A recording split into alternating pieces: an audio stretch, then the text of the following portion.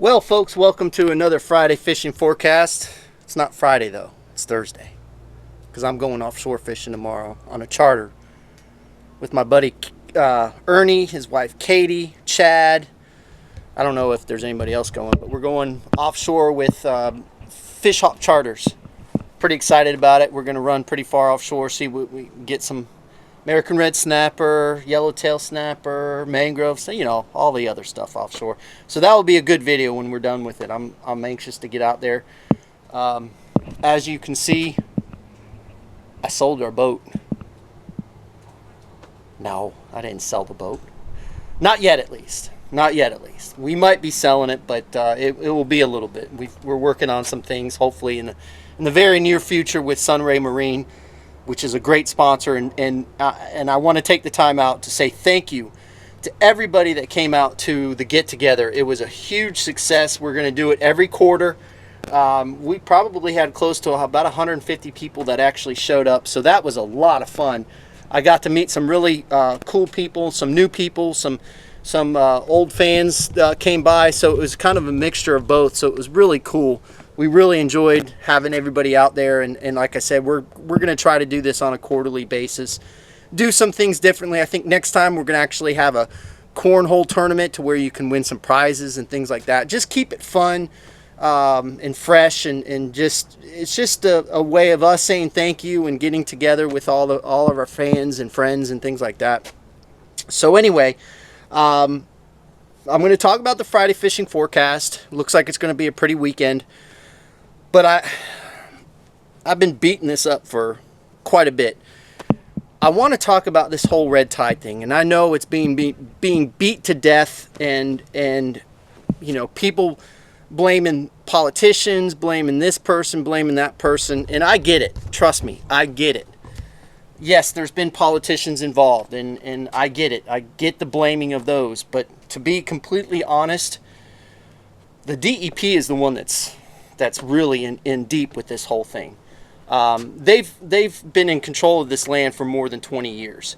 And for a year, if you do any kind of research, you can find this stuff out. For a year, HRK Holdings, who actually owns the land, warned the DEP and the Port Authority for a year that there was an issue.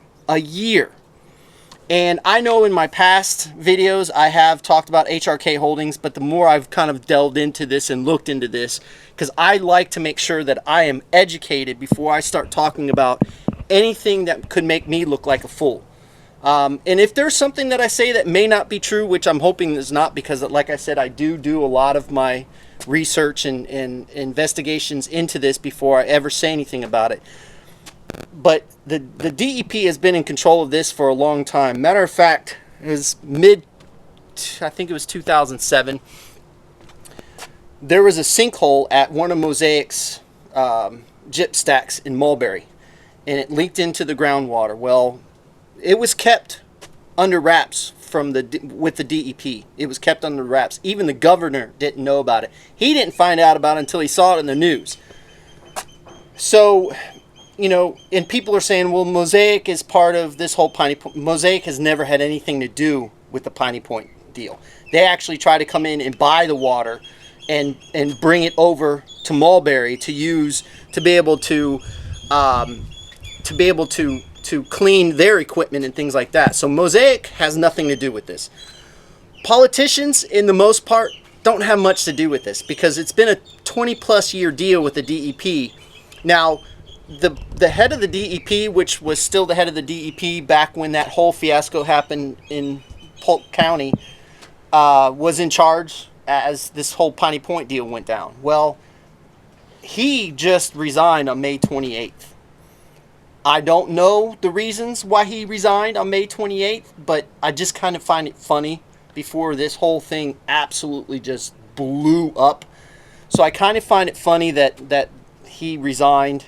And he was getting a lot of heat, but he was putting a lot of heat on HRK Holdings, which I think that they were trying to point the finger in a different direction away from them because they knew that there was an issue for a long period of time. They've been warned for a long, long time. Even when they did that whole dredging project with the Port Authority and that whole deal in 2011 when they had a spill out there at that time.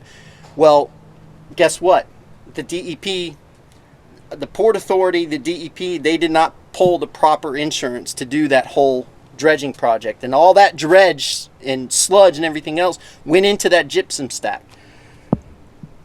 So anyway, if you want to get involved, the problem with a class action suit, I'll be honest with you, is that the DEP has sovereign immunity.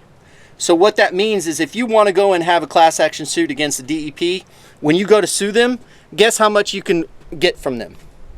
2 million, 20 million, 200 million? No. $200,000. So by the time that is all taken care of and all done, after all the lawyers get paid, how much do you think that the captains, the people that are making their living on the water or around the water that have been affected by this, because I'll be honest, I have been affected by this.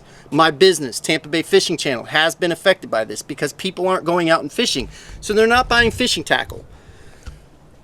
So it's very frustrating because I see a lot of people blaming the wrong people. And unfortunately, it comes down to the DEP.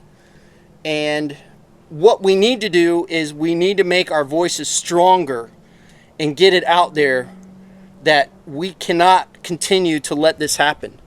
Like the city of St. Pete. Every time it rains, they open up their wastewater treatment plants and dump into the bay. They dump treated wastewater, but it's still wastewater. It shouldn't be happening. We should not be polluting our waterways like this. People that want to blame Governor DeSantis. Well, I'll tell you right now that he's done more for the Everglades and restoring that down there than any of our other governors.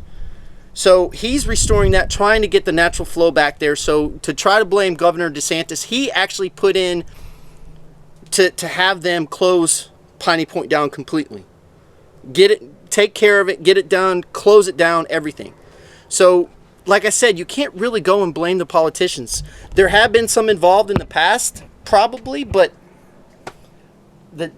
it comes down to the DEP. If you guys look at Suncoast Waterkeeper, they've been a very big proponent, trying to use big words again. But they're the ones that are involved in the class action suit, along with a couple other different organizations. So they're the ones that know what's going on. They are right on it with the whole DEP deal. So I just wanted to get that out there because if we're going to voice, we got to go after the DEP. Not monetarily, because we're not going to get anything monetarily from them. But we need to put pressure on these people, on these folks, because they knew a while ago. They knew a while ago. There was a potato farmer down there in that area, right? That leases lands down there. He offered to buy that water from them. And you know what they told him? He offered to run the piping and everything to his potato farms. You know what they told him? No, we're going to dump it in the bay. So they knew exactly what they were going to do. So if you want to hold somebody accountable, start with the DEP. I'm just trying to voice this. I don't want to get involved in a class action suit because honestly, I don't think it's worth the time and money to go after that.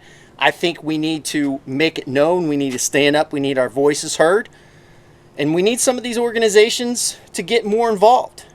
I'm not going to name organizations, but I think a lot of people know who I'm talking about.